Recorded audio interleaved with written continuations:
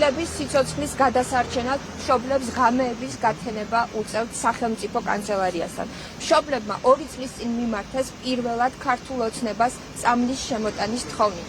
მშობლები იძულებული გახდნენ მოთხოვნა ქუჩაში გადაეტანათ მხოლოდ მას შემდეგ, რაც ნახეს, რომ ქართულმა ოცნებამ მათი შვილების გადასარჩენად არაფერი გააკეთა. არადა ქართულ ოცნებას 2 წელი ჰქონდა გადაწყვეტილების მისაღებად.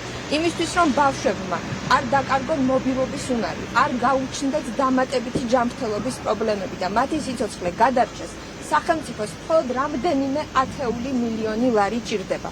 არადა ქართულმა ოცნებამ 2026 წლის სახელმწიფო ბიუჯეტი დაგეგმა ზუსტად ისე, როგორც მათ პარტიულ ინტერესებს ჭირდებოდა. არადა ხარჯების კორექტირებით ძალიან მარტივად იქნებოდა შესაძლებელი წამლის შემოტანა. აი მაგალითად, ქართულმა ოცნებამ 2026 წელს 115 მილიონი ლარით გაზარდა სუსის დაფინანსება.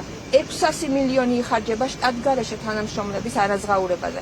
100 მილიონი იფლანგება სახელმწიფო საწარმოებში, მათ შორის ენერგოკომპანიებში ბიუროკრატიასა და უკონკურენტო შესყიდვებზე. 101 მილიონი ლარია საზოგადოებრივი მაუწყებლის დაფინანსება, რომელსაც არავინ უყურებს. ისევ არასაკმარისად იბეგრება სათამაშო ბიზნესი, რომელიც ძალიან ბევრი ჩვენი მოქალაქის ცხოვრების დანგრევის მიზეზია. ნათელია, რომ დღევანდელ ხელისუფლებას სამწუხაროდ არ აინტერესებს საკუთარი მოქალაქეები, მაშინაც კი, როდესაც საქმე ეხება ბავშვების ჯანმრთელობას და სიცოცხლეს. მივმართავ ირაკლი კობახიძეს და მიხეილ სარჯოლაძეს. დაანებონ თავი არაფრის მომცემ განცხადებებს და დაუყოვნებლივ იმოქმედონ, დაუყოვნებლივ შემოიტანონ წამალი, ისევე როგორც ამერიკის შეერთებულ შტატებშია, ისრაელშია, გერმანიასა და საფრანგეთშია.